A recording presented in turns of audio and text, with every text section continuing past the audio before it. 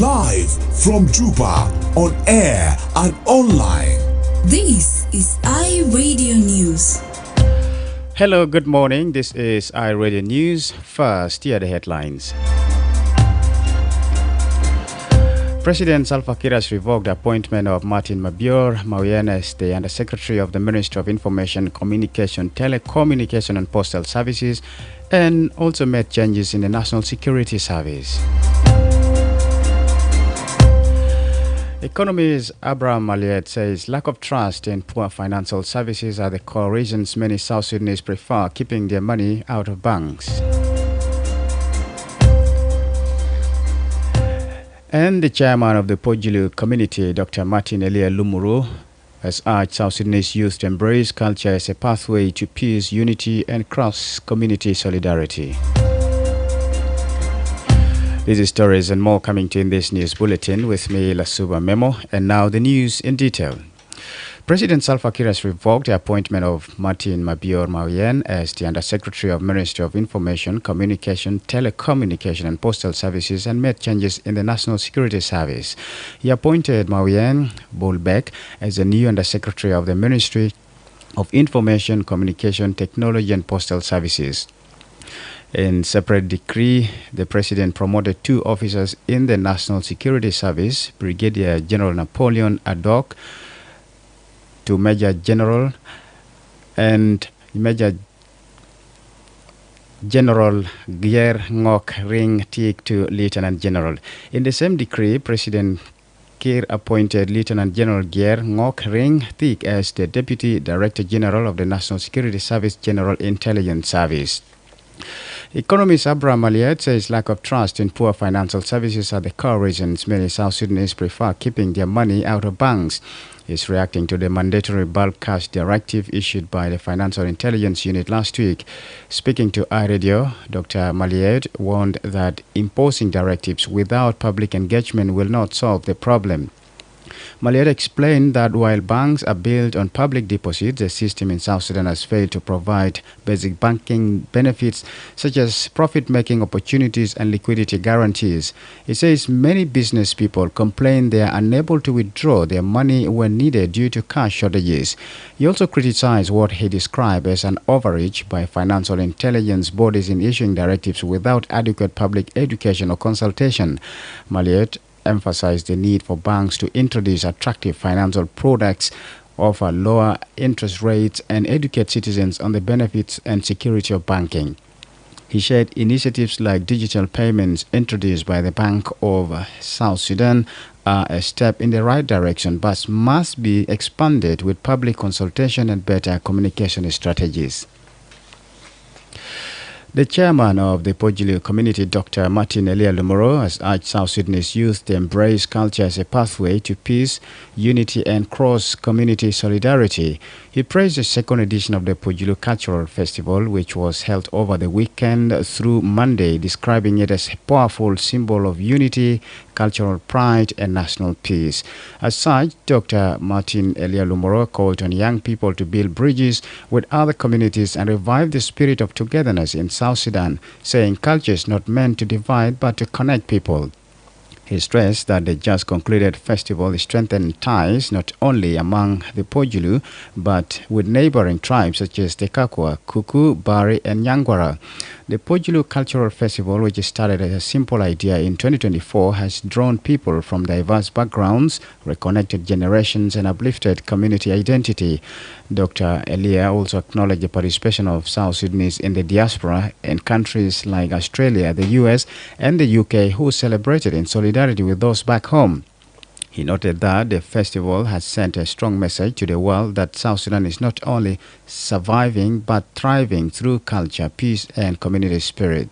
Dr. Elia concluded his remarks by calling on communities to teach children their cultural heritage and strengthen inter-tribal collaboration.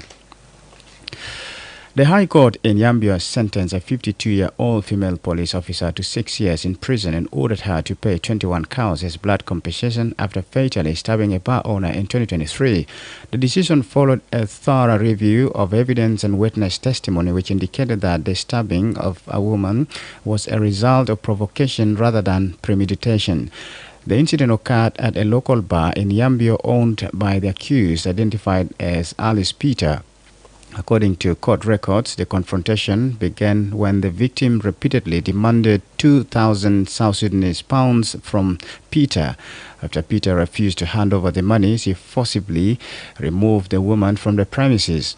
The victim later returned, reportedly claiming that she wanted to return an object she had used to strike Peter before she stabbed her. A forensic report confirmed that a single stab wound caused immediate death. Following the court's assessment, Judge Angelo Daniel determined that while the act resulted in the loss of life, it was committed in a moment of provocation than intent to kill. In addition to the prison sentence, Peter was ordered to pay 21 cows as part of customary compensation practices, as well as a fine exceeding 7.5 million South Sudanese pounds and an additional 1.6 million South Sudan pound in court expenses. Speaking to iRadio after the verdict, the victim's lawyer, Helen Thomas, acknowledged the court's judgment, noting that the victim's family had hoped for a harsher sentence under the original murder charge. This is iRadio Morning News. And now to the international scene. At least 130 civilians were killed by Burkina Faso government forces and allied militia in March near the western town of Solenso, a Human Rights Watch says in a report. It says the massacre following an operation led by Burkinabe of special forces resulted in widespread civilian deaths and displacement of ethnic Fulanis. The Fulani are a pastoralist, largely Muslim community who the government has often accused of backing Islamist militants, an allegation denied by community leaders. About 40% of Burkina Faso is under the control of groups linked to Al-Qaeda and Islamic State operating in West Africa's Sahel region.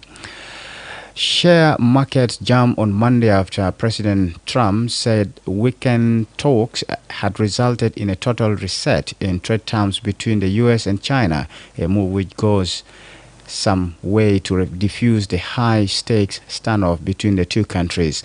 The talks in Switzerland resulted in significant cuts to the tit-for-tat tariffs that had stacked up since January on both sides. The U.S. will lower those tariffs from 145% to 30%, while China's retaliatory tariffs on U.S. goods will drop to 10% from 125%. President Trump told reporters that as some of the levies have been suspended rather than cancelled altogether, they might rise again in 3 months' time if no further progress was made. This is iRadio Morning News. And to end this bulletin, here's a recap of the headlines.